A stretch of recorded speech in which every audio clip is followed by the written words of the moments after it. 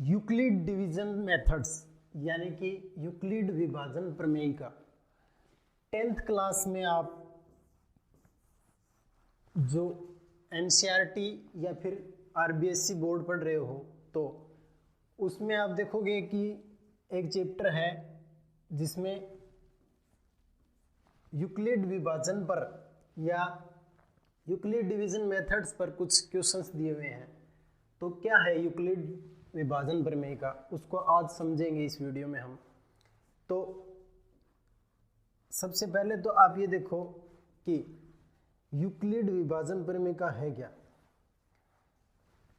जब कभी भी कोई भी संख्या में हम भाग देते हैं या आप ऐसा मानो कि a कोई धनात्मक पूर्णांक है, a कोई धनात्मक पूर्णांक है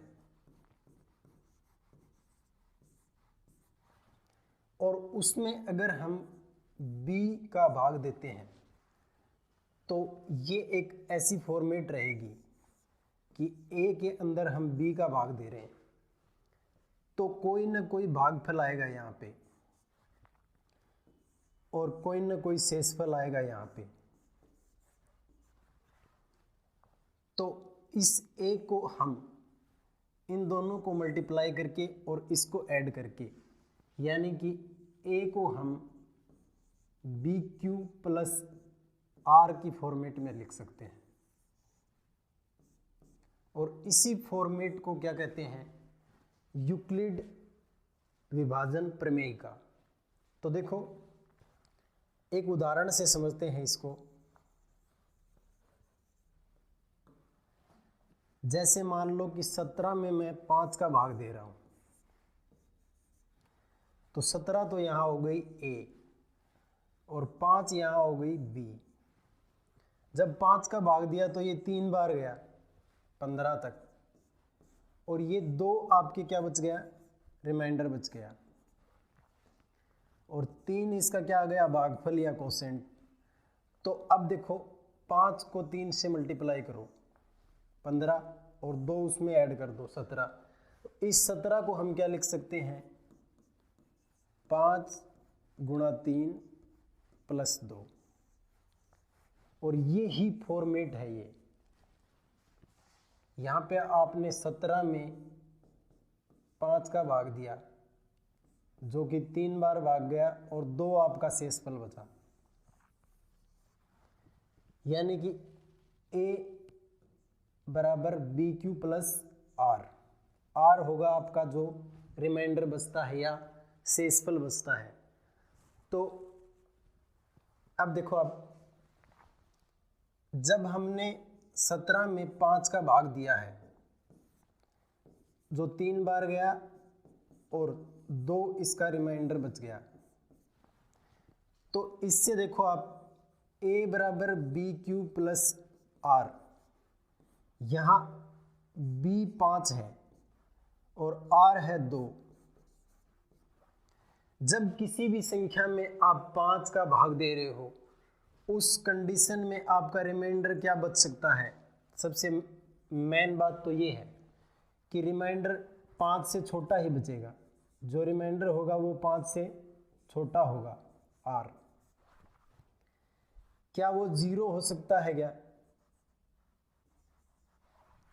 वो 0 हो सकता है लेकिन वो 0 से छोटा नहीं होगा, या तो वो 0 से बड़ा होगा और 5 से छोटा, इसके बीच में होगा वो। तो क्या क्या हो सकते हैं रिमाइंडर इस कंडीशन में। जब आप 5 का भाग दे रहे हो तो शेषफल क्या क्या बच सकता है, एक तो 0 बच सकता है, कब, जब उस संख्या में पूरा पूरा भाग चला जाए। दूसरी कंडीशन में 1 बच सकता है, 2 बच सकता है, 3 और 4 ये रिमाइंडर बच सकते हैं हमें। यानी कि जिस संख्या का आप भाग दे रहे हो रिमाइंडर हमेशा उससे छोटा ही बचेगा, उसके इक्वल भी नहीं हो सकता। 0 हो सकता है जब पूरा पूरा भाग चला जाए या फिर उस संख्या से छोटा हो सकता है। ऐसे ही एक और एग्जांपल लेते हैं। जैसे 10 में आपने 3 का भाग दिया तो ये 3 बार गया 9 और 1 बच गया आपके रिमाइंडर। अब आप ध्यान से देखो, इसको ऐसे लिख सकते हो a बराबर बी क्यू प्लस आर। यहाँ a है 10, b है 3, q है 3 और r है 1। 3 3 9 और 1 10। इसको इस फॉर्मेट में लिख सकते हो। लेकिन इम्पोर्टेंट ये है कि जब आप 3 का भाग दे रहे हो, यानी कि b की वैल्यू जब 3 है, तब r की वैल्यू क्या हो सकती है? 3 तो नहीं हो सकती, 3 से छोटी ही हो सकती है। 0 हो सकती है, या 1 हो सकती है, या 2 हो सकती है। ये ही शेषफल बच सकता है किस कंडीशन में? जब आप 3 का भाग दे रहे हो तो शेषफल 0 जब पूरा भाग चला जाए, 1 या 2, यही होगा। और यही क्या है? यूक्लिड की प्रमेय का है। अब देखो, आप इसको ऐसे भी लिख सकते हो कि r की जो वैल्यू होगी वो हमेशा b से छोटी होगी, जिसका आप भाग दे रहे हो, यानी कि 3 से हमेशा छोटी होगी यहाँ, और वो हमेशा 0 से इक्वल या 0 से बड़ी होगी। जब कंप्लीट भाग चला जाए तो वो 0 हो जाएगी, नहीं तो फिर वो b से छोटी ही होगी। इस मेथड्स पर कुछ क्वेश्चन करेंगे, उससे आप देखो।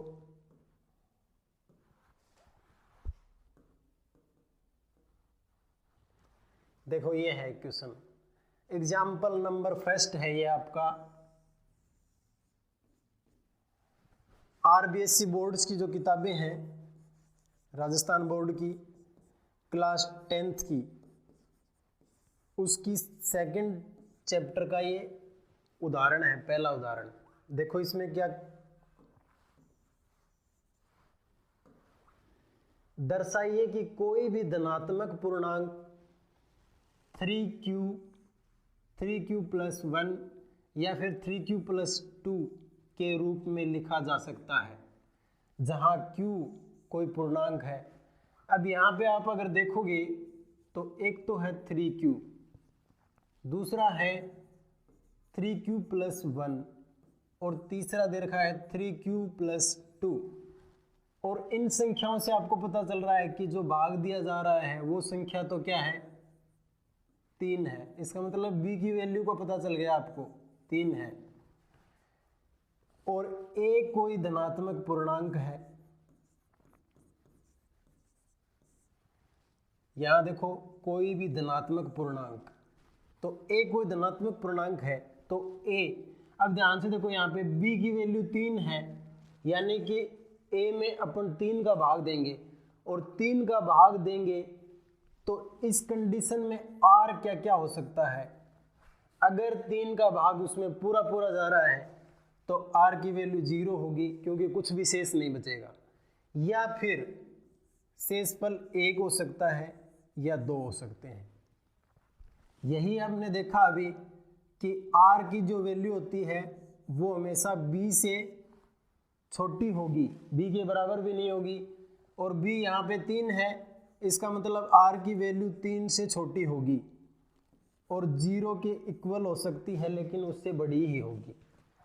अब इस कंडीशन में जब हम 3 का भाग दे रहे हैं या b की वैल्यू जब 3 ले रहे हैं तो r क्या होगा? या तो 0 या 1 या 2।